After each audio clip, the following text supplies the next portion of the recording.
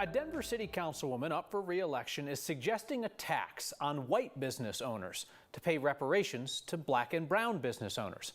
Councilwoman Cdebaca has not made a formal proposal of a race-based tax, which would almost certainly draw an immediate challenge on constitutional grounds.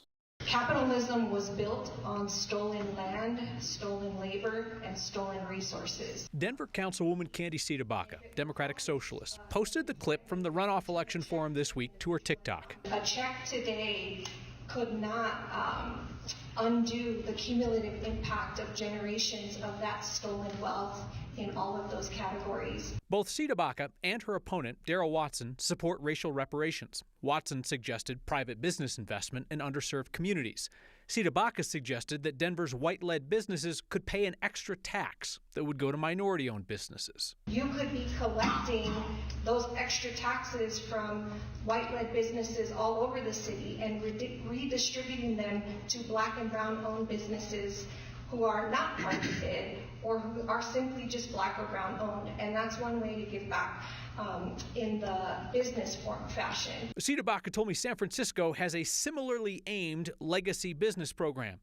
San Francisco's legacy business program supports long-standing small businesses regardless of the race of the owner. And it's funded through the city's general fund, not by taxing white-led businesses.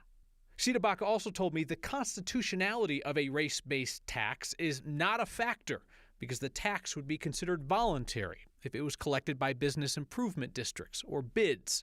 A bid is formed when a majority of business owners in an area vote to create a quasi-governmental agency with taxing authority.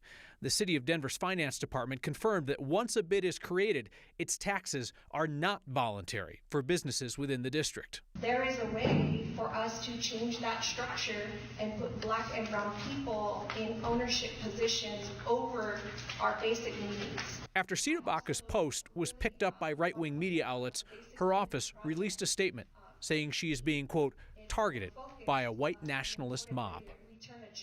Cdebaca is frequently the only dissenting voice on a number of issues before City Council, and she's been a top target of the Democratic establishment in the city since she won a runoff against former City Council President Albus Brooks 4 years ago. Cdebaca faces a runoff election in June.